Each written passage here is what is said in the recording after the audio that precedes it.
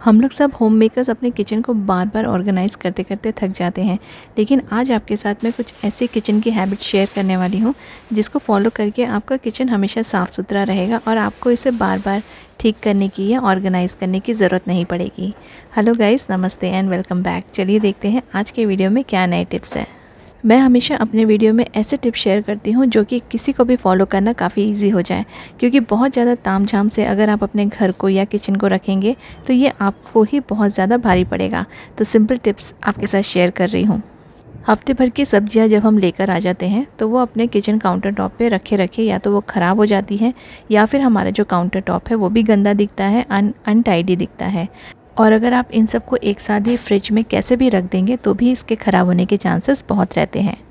Kitchen counter top पे छोटी मोटी चीज़ें अगर बिखरी हुई पड़ी रहेंगी, जैसे कि सिजर्स, नाइफ्स या कोई भी ऐसी चीज़ जो हम लोग हमेशा कुकिंग के टाइम पे यूज़ करते हैं, तो आपको ना काम करने की जगह नहीं मिलेगी और ये सारी चीज़ें भी आपके किचन काउंटर टॉप को बहुत क्लटर्ड शो करती हैं।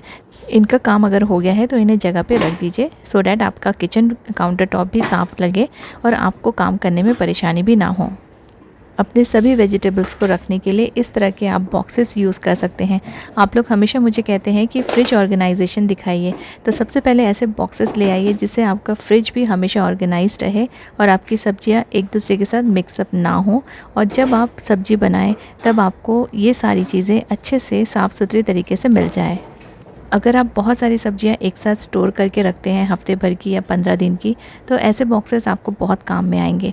कुछ बॉक्सेस मेरे पास ऐसे भी हैं जिसमें मैं मिर्ची, कोरिएंडर लीव्स या फिर करी लीव्स एक साथ रख सकती हूँ, क्योंकि ये सारी चीज़ें हमें कोई भी चीज़ बनाने में, सब्ज़ी बनाने में, दाल बनाने में एक साथ हमेशा काम में आती है। तो ये एक ही बॉक्स में रहेगी और इसमें आप गार्लिक वगैरह भी चॉप करके या छिल के रख सकते हैं, जिससे कि स्मेल भी आपके फ्रिज में नहीं जाएगी। तो ये ऐसे बॉक्सेस बहुत यूज़फुल हैं। ये चारों चीज़ें आपको साथ में एक साथ मिल जाएंगी। नहीं तो हम लोग कुकिंग के टाइम पे छोटी छोटी चीज़ें लेने के लिए फ़्रिज की तरफ भागते रहते हैं और कुछ ना कुछ बार बार भूल जाते हैं। तो ऐसी चीज़ें जो हमें हमेशा ही ज़रूरत में पड़ती है और हमेशा हर चीज़ में हम उसे यूज़ करते हैं, तो उसको साथ में रखने का ट्राई कीजिए। और इस तरह के जो वेजिटेबल्स बॉक्स आते हैं, इसके साथ एक ट्रे आता है जिसकी हेल्प से अगर इसमें थोड़ा बहुत कोई मॉइस्चर भी रह गया है, जैसे मैं इन्हें वॉश करके रख रही हूँ, तो थोड़ी सब्जियाँ कहीं ना कहीं थोड़ी बहुत गीली रह जाती हैं। अगर ऐसे वाले बॉक्सेस लेंगे तो इसके नीचे जो जाली आती है उसकी वजह से जितना भी एक्स्ट्रा मॉइस्चर है या पानी है वो नीचे चला जाएगा, नीचे सेटल हो जाएगा और आपकी सब्जियाँ जल्दी ड्राई हो जाएंगी और ख़राब नहीं होंगी।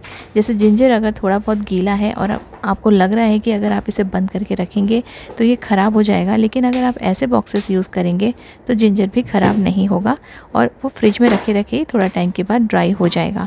अदरवाइज़ अगर आपके काउंटर टॉप पे काफ़ी सारा स्पेस है तो आप जिंजर को बाहर ही रख सकते हैं। मोस्टली बहुत सारे लोग इसे बाहर ही स्टोर करके रखते हैं। कुछ सब्जियां हम लोग ज़्यादा क्वांटिटी में लेकर आते हैं, तो आप इनके लिए थोड़े से बड़े बॉक्सेस ले आइए। जैसे यहाँ पे मैं करेला स्टोर करके रख रही हूँ, एक बॉक्स में ये नहीं आ रहा है तो मैंने यहाँ पे दो अलग अलग बॉक्सेस यूज़ किए हैं। अदरवाइज़ आप एक बड़ा बॉक्स भी ले सकते हैं जिसमें ये आप कोई भी सब्ज़ी अगर बहुत सारी क्वान्टिटी में ला रहे हैं तो एक साथ एक ही बॉक्स में स्टोर करके रख पाएँ। मैंने बहुत सारे वीडियोस में इन बॉक्सेस के बारे में शेयर किया है और इन बॉक्सेस को मैं बहुत सालों से यूज़ कर रही हूँ। अगर आपको ये सब चीज़ों में इन्वेस्ट नहीं करना है तो जो फूड पार्सल्स के बॉक्सेस आते हैं उनको भी आप यूज़ कर सकते हैं। उनके बॉटम में आप छोटे छोटे ऐसे होल्स कर दीजिए जिससे कि अगर कोई गीली वेजिटेबल्स आप रख रहे हों तो नीचे से उसका जो पानी, एक्स्ट्रा पानी है वो निकल जाए। उसके बाद आप उसे फ्रिज में रख दीजिए। तो इस तरह के बड़े बॉक्सेस भी आते हैं जिसमें बहुत सारी सब्जियाँ एक साथ स्टोर की जा सकती है। वैसे तो इन बॉक्सेस को आप कहीं भी अपने फ्रिज में रख सकते हैं, लेकिन स्पेशली जो ट्रे आता है वेजिटेबल्स के लिए, वहाँ पर ये इजीली फिट हो जाते हैं और एक साथ आप इन्हें रख सकते हैं। अगर आप इसे फ्रिज में भी रखेंगे तो आपका फ्रिज काफ़ी टाइडी लगेगा और बिल्कुल भी गंदा नहीं लगेगा और आपकी जो वेजिटेबल्स हैं वो भी ख़राब नहीं होंगी और सामने आपको दिख जाएगा। क्योंकि कई बार ऐसा होता है कि हम बहुत सारी सब्जियां ले आते हैं, कुछ सब्जियों का हम भूल ही जाते हैं कि ये भी हमारे फ्रिज में रखी हुई है। तो जैसे ही मैंने सभी सब्जियों को अपनी अपनी जगह पे रख दिया है अच्छे से पैक करके, यहाँ का जो काउंटर टॉप है काफ़ी क्लीन लगने लगा है। अब टॉवल्स भी हम काफ़ी सारे यूज़ में लाते हैं, तो इनको काम होने के बाद आप अच्छे से ड्राई कर लीजिए या फिर ऐसे हैंगर्स यूज़ कीजिए जिस पे आप हैंग करके ये ऑटोमेटिकली अपने आप ही थोड़े देर के बाद ड्राई हो जाएंगे। अदरवाइज़ आप इन्हें ड्राई करके किसी भी जगह फ़ोल्ड करके रख सकते हैं। लेकिन इन्हें काउंटर टॉप पे छोड़ के मत जाइए, आपका साफ़ सुथरा काउंटर टॉप भी इनकी वजह से गंदा लग सकता है। और जितना पॉसिबल हो अपने काउंटर टॉप को थोड़ा खाली रखिए, तो आपको यहाँ पे काम करने की जगह भी मिलेगी और ये क्लटर्ड भी लुक नहीं देगा। स्क्रबर्स, सोप्स, ये सारी चीज़ें भी हमें अपने किचन सिंक के आसपास लगती रहती है। अब इनको भी हमें अच्छे से रखना चाहिए ताकि ये भी ख़राब ना हो और आपका जो किचन है या जो शेल्फ़ है वो अनटाइडी ना लगे। तो ये जितने भी स्क्रबर्स हैं और जो मैं सोप यूज़ करती हूँ अपने बर्तनों को वॉश करने के लिए, उनको मैं ऐसे ट्रांसपेरेंट बॉक्स में रख देती हूँ। बहुत बड़ा बॉक्स की ज़रूरत नहीं है। यहाँ तो मैंने बहुत सारे स्क्रबर्स एक साथ एक पूरा पैकेट, बड़ा पैकेट ले लिया था अमेज़ॉन से, इसलिए ये काफ़ी सारे आ गए हैं। अदरवाइज़ 5 to 6 स्क्रबर्स ही होते हैं हमारे पास। तो इनको आप ऐसे बॉक्सेस में रख दीजिए जिससे कि ये ख़राब नहीं होंगे, और आप किसी भी ओपन शेल्फ में भी अगर ऐसे बॉक्सेस रखेंगे तो आपका शेल्फ भी ख़राब नहीं लगेगा, अनटाइडी नहीं लगेगा। तो ये छोटी छोटी चीज़ें अगर आप ऑर्गेनाइज़ करके रखेंगे, चाहे वो सिंक एरिया के पास हो या किचन में कहीं भी हो या आपका किचन का स्टोर एरिया हो, वहाँ पे भी आप इस तरह के बॉक्सेस यूज़ कीजिए जिससे छोटी मोटी चीज़ें जो हैं अच्छे से आप ऑर्गेनाइज़ करके रख सकते हैं और इन्हें स्टोर करके रख सकते हैं। सिंक एरिया में दिन भर कुछ ना कुछ काम लगा रहता है, लेकिन ऐसा नहीं है कि अगर यहाँ पे हम कंटिन्यूसली काम कर रहे हैं तो इसको ऐसे ही छोड़ के चले जाएं। जो सोप्स आप यूज़ करते हैं, जो ब्रशेस आप यूज़ करते हैं, उनको अच्छे से स्टोर करके रखिए। अपने सिंक को साफ़ करने के लिए और अपने बर्तनों को साफ़ करने के लिए अलग अलग ब्रश यूज़ कीजिए। जितना हो सके अंदर आप इसे छुपा के रखेंगे तो ऊपर का जो एरिया है वो क्लीन लगेगा। जैसे आप कुछ ऐसे सोप डिश यूज़ कर सकते हैं अपने स्क्रबर्स को अंदर की साइड रखने के लिए, इसमें इसका पानी भी निकल जाएगा और ये ऊपर से गंदे भी नहीं दिखेंगे। अपने सिंक एरिया को साफ़ रखिए। जो भी कचरा जाली में जमा होता है उसे उसी टाइम पे फेंक दीजिए और जाली को अच्छे से वॉश करके वापस से रख दीजिए। आप चाहे दिन में 4 बार बर्तन धोते हो या 2 बार धोते हो, जब भी आपका काम हो जाता है सिंक का, उसे ड्राई करके क्लीन करके सारी चीज़ें जगह पे रख दीजिए। तो आप जब भी नेक्स्ट टाइम अपने किचन में आएंगे, सिंक एरिया आपको बिल्कुल साफ़ सुथरा ड्राई मिलेगा।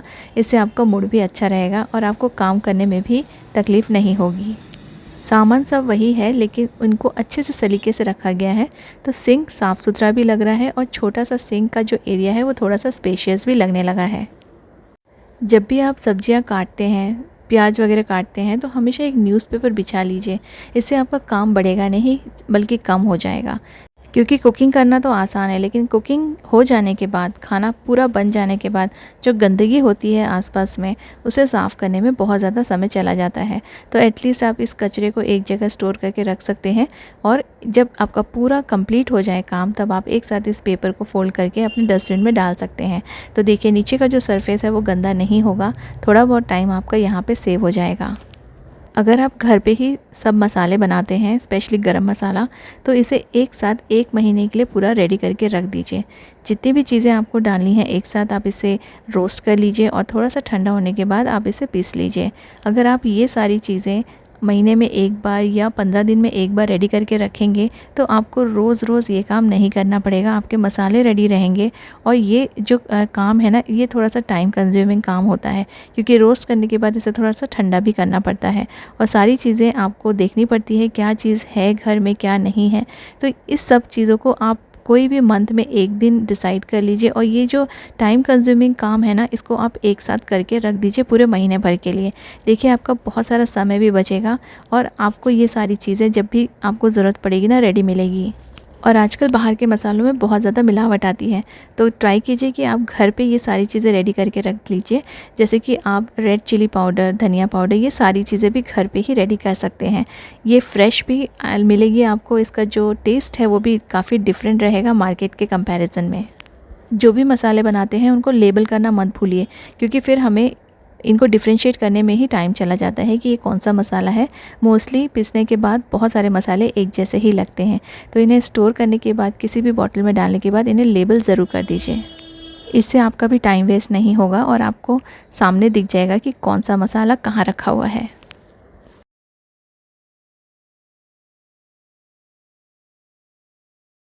मैं अपने घर में हमेशा बेकिंग करती रहती हूँ, तो आपके साथ कुछ बेकिंग के 1-2 टिप्स शेयर करूँगी।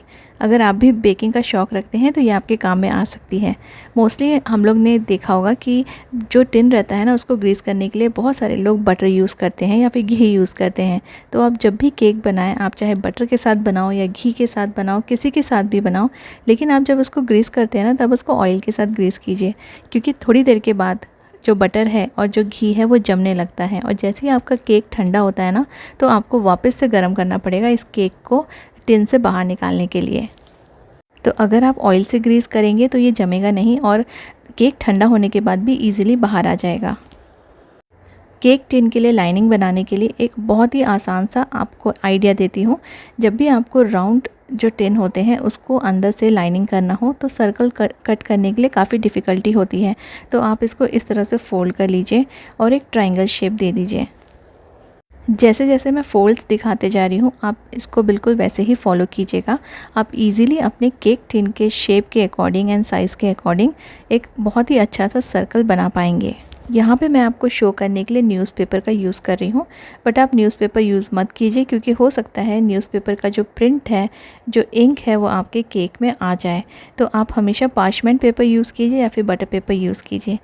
जब ये ऐसा कोन बन जाए तो आप इसका पॉइंट को अपने केक टिन के बिल्कुल सेंटर पे रखिए और मार्क कर लीजिए, और उतना ही जो एक्स्ट्रा पोर्शन है उसे आपको कट करना है। तो जो भी आपका केक टिन का साइज़ है, सर्कल का जो साइज़ है, डायमीटर है, उसके अकॉर्डिंग ही ये कट जाएगा, और आपका जो पेपर का सर्कल है वो टेढ़ा मेढ़ा भी नहीं होगा। अब जब भी आप नेक्स्ट टाइम केक बनाएंगे और किसी राउंड टिन को यूज़ करेंगे तो आप ये वाला टिप ज़रूर फॉलो कीजिएगा। ये सभी टिप्स जितने भी मैंने आज की वीडियो में शेयर किए हैं, सुनने में काफ़ी सिंपल लगते हैं, लेकिन अगर आप इसे फॉलो करेंगे ना, तो आपका किचन का काम भी ईजी हो जाएगा और आपका किचन काफ़ी ऑर्गेनाइज्ड और क्लटर फ्री रहेगा। Thank you so much for watching.